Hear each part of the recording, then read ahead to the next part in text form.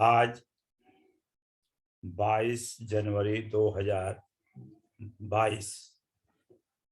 की रात लगभग 9 बजे हम आपके सामने एक इतिहास प्रस्तुत कर रहे हैं, जिससे आपको ये मालूम होगा कि इस आज़ाद भारत में आज़ाद भारत बनाने वालों का हमारी आज़ाद सरकार ने क्या क्या अत्याचार किया। कल 23 जनवरी का दिन है। 23 जनवरी हमारे देश के महानायक, परम देशभक्त नेताजी सुभाष चंद्र बोस की 125वीं वर्षगांठ है। आज से लगभग 72 साल पूर्व जब हमने आज़ादी पाई, तो उस आज़ादी में ऐसा नहीं कि शांति दल का ही पूरा श्रेय रहा, केवल अहिंसा ही उस आज़ादी का सूत्र रहा। हमारी आज़ादी के उन बलिदानियों, जिनको हम आम भाषा में गरम दल कहते आए हैं, उनका भी वह योगदान रहा जिसका मूल्यांकन हम आज़ादी के बाद करने में चूक गए, और उनका जो उपहास हुआ, उनकी कुर्बानियों की जो अनदेखी हुई, वह भारतीय स्वतंत्र भारत के इतिहास का एक शर्मनाक पहलू है। मैं संस्था भारत भारती सुल्तानपुर का संस्थापक एक सदस्य, हमारे साथ और कई संस्थापक सदस्यों का सहयोग रहा, और हमारे इस संस्था को प्रेरक रूप में, आशीर्वाद के रूप में कवयित्री सुश्री महादेवी वर्मा जी का और शहीद आजम भगत सिंह के निकटतम सहयोगी जयदेव कपूर जी का और स्वतंत्रता सेनानी इलाहाबाद निवासी राधे नाथ चोपड़ा जी का बड़ा ही योगदान रहा। उनकी आशीर्वाद से भारत भारती ने एक सौगंध खाई थी कि हम रहें न रहें, भारत भारती रहे या न रहे, लेकिन हम किसी कुपथ्य पर, किसी लोभ पर, किसी स्वार्थ पर, किसी पदलोलुपता पर सुभाष जी जैसी शख्सियत को हम बलि नहीं चढ़ाएं। ऐसी शख्सियत जिसके कुर्बानी की अगर मूल्यांकन किया जाए तो किसी भी दशा में उनके बराबर पूरे विश्व में कोई दूसरा दिखाई नहीं देता। भारत भारती ने महानायक नेताजी को ही अपना आदर्श मानकर और जिन 3 शख्सियतों की मैंने पीछे भी जिक्र किया, इनके आशीर्वाद को लेकर भारत भारती ने देश में गिरती हुई नैतिकता को प्रोत्साहित करने के लिए एक सूत्र कायम किया और सूत्र का नाम था नैतिक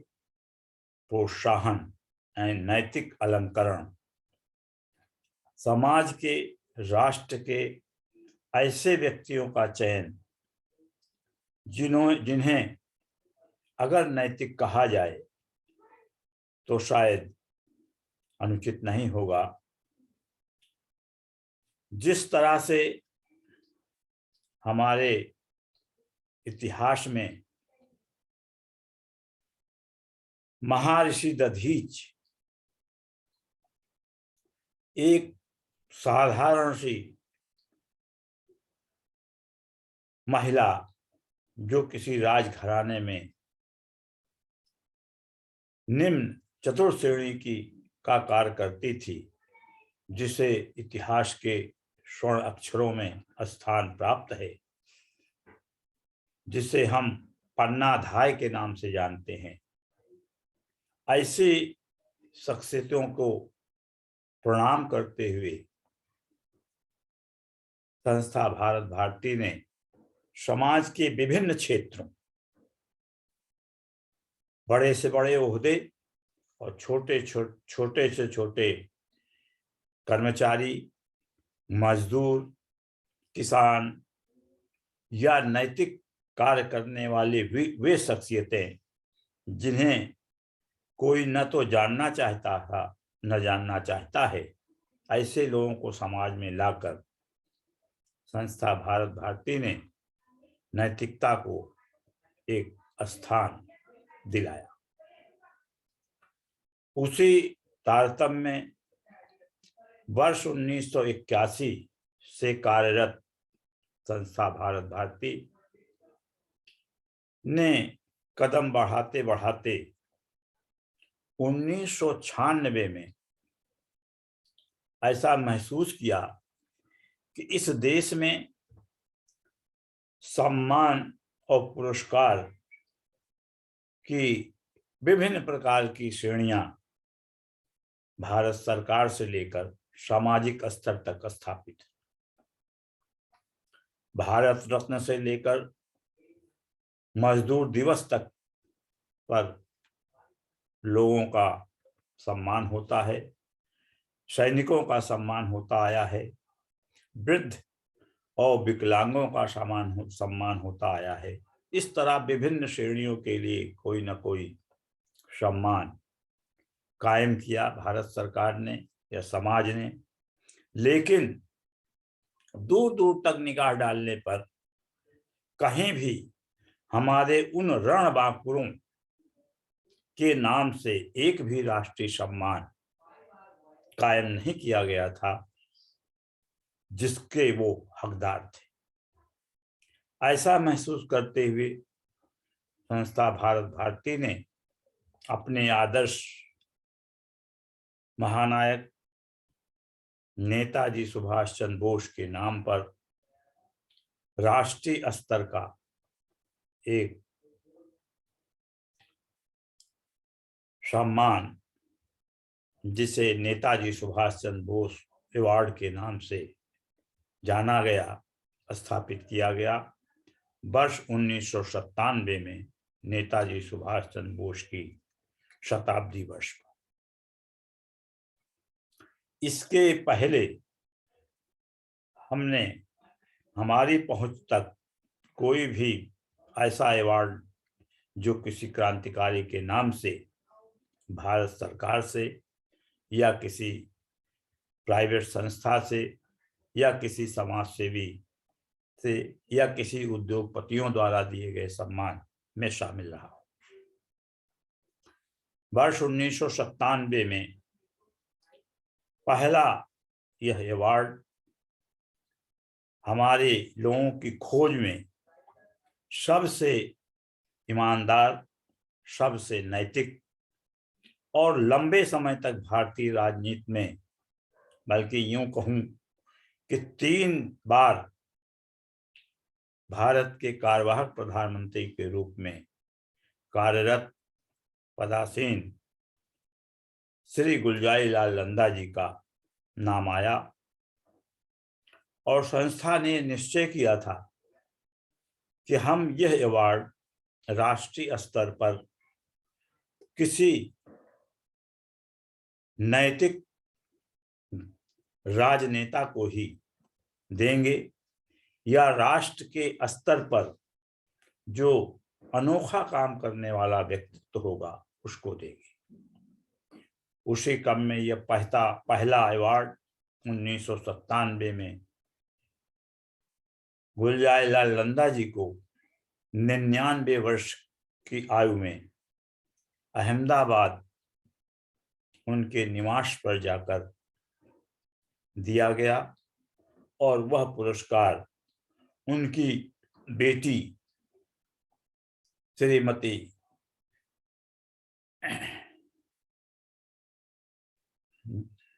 नाम भूल रहे हैं, श्रीमती बेन ने प्राप्त किया।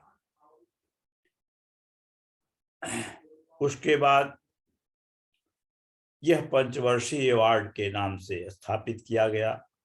क्योंकि इस अवार्ड में 1 लाख रुपए की धनराशि भी शामिल है और संस्था का यह चरित्र है कि वह अपने किसी भी कार्यक्रम के लिए जनता से या जनता का बोझ बनकर कोई काम नहीं करना चाहती, इसलिए जनता से किसी प्रकार का आर्थिक सहयोग न लेने के लिए वचनबद्ध है। सरकारी अनुदान की तरफ जिज्ञासा भी नहीं हुई, क्योंकि सरकारी अनुदान प्राप्त करने का पहला सूत्र कहीं न कहीं भ्रष्टाचार से जोड़ा हुआ होता है। इसलिए सदस्यों ने इस बात के लिए आश्वासन दिया कि जब तक भारत भारती रहेगी तब तक इसके सदस्य अपने निजी साधनों से, निजी मितव्ययिता से बचाए हुए धन का प्रयोग संस्था भारत भारती के कार्यक्रम के लिए करेंगे। उसी स्तर से, उसी तारतम्य से आज 23 जनवरी 2022 को संस्था भारत भारती ने अपने देश के, विश्व के सबसे चर्चित, सबसे सुयोग्य, शासन के जनहित में सबसे मूल्यवान काम करने वाले वर्तमान देश के प्रधानमंत्री श्री नरेंद्र दामोदर दास मोदी को यह 6वां अवार्ड देने का फैसला किया। आज इस 22 तारीख की मध्यरात्रि से पूर्व, इस अवार्ड से पूर्व संस्था ने तत्कालीन प्रधानमंत्री माननीय अटल बिहारी वाजपेयी जी को भी भारत की सबसे बड़ी उलझनपूर्ण समस्या, देश की सबसे पीड़ादायी समस्या कश्मीर मिशन पर अटल जी का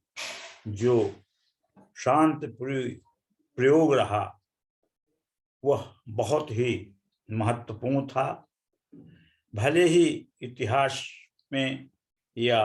उनके प्रयास के बाद भी कश्मीर की समस्या हल न हुई हो, लेकिन कश्मीर शांति मिशन के लिए जितना काम अटल बिहारी जी ने किया